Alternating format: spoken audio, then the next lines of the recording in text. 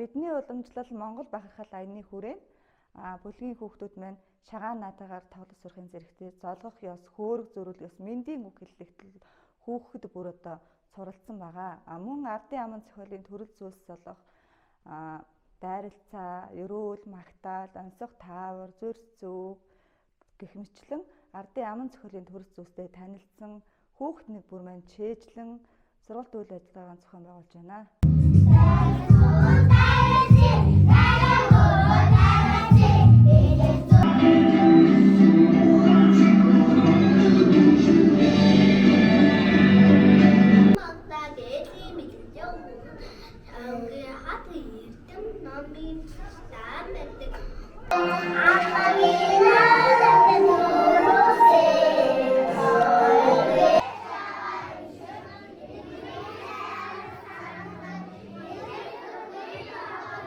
Энэ хөтөлбөр хэрэгжснээр хүүхдүүд Монгол наадга ёс занслаа минь тусаараа нэлээд дээрдэж байгаа, мэдэгдэж байгаа.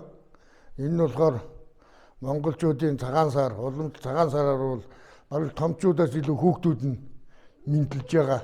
Тийм байдал бол ер нь цэцэрлэгийн хүүхдүүд дээр бол ажиглагдж байгаа нь бол нэлээд авууштай тал байгаамаа. Манай цэцэрлэгийн бусад цэцэрлэгийн сонслох техник онцлог ялгаатай зүйл юу вэ гэвэл бидний уламжлал Монгол бахархал гэсэн энэ хөтөлбөрийн хүрээнд хүүхэдний үрийг одоо мэдлэх ёс, золгох ёс, хөөрөглөх ёсонд сургаж, хүмүүжүүлж, хөгжүүлэхээр бусад цэцэрлэгээс одоо ялгагддаг.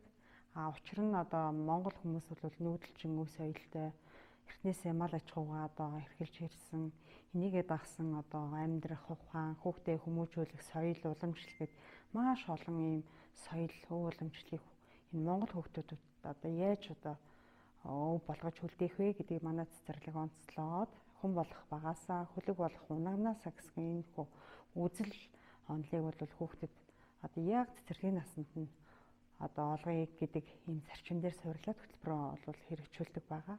Тэгэхээр энэ дотроос энэ олон өв соёл дотроос бол хүүхдүүд мэдлэх ёсонд сурна, дээрэс нь хөрвүүлэх ёсонд, тэгээд золгох ёсонд суралцах ийм одоо гол хөтөлбөр маань хэрэгждэг юм байнамаа.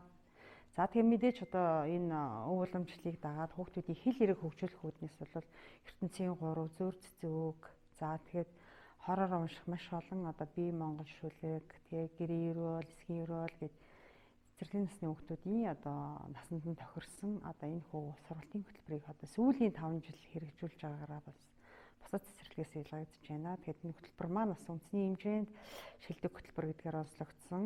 За дээрэс нь соёлын яамнаас зарласан бүтээл соёлын сар энэ ажлын хүрээнд бол хамгийн сайн туршлага гэж одоо номонд нь орж байгаа ийм сайхан хөтөлбөр байна. За юм оролдохгүй үс гизээ оролдохгүй шүү дээ.